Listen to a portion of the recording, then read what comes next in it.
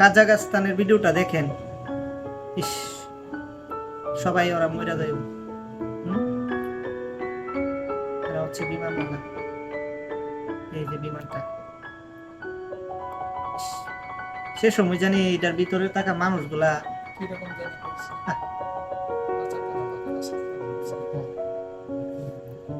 এটা হচ্ছে কাজাকিস্তান। ওই যে দেখো, যে লোকটা ভিডিও করছিল মনে করছিল যে ওইটা মনে হয় এরা মনে হয় এমনি মনে হয় খেলতেছে, ঠিক আছে, কিংবা পাইলট কোনো কিছু করতেছে। পরে যখন দেখলো যে অ্যাক্সিডেন্ট হয়ে গেছে, তখন সে কিছু বুঝে নাই। এই লোকটা ভাগ্যবশত বেঁচে গেছে, দেখেন।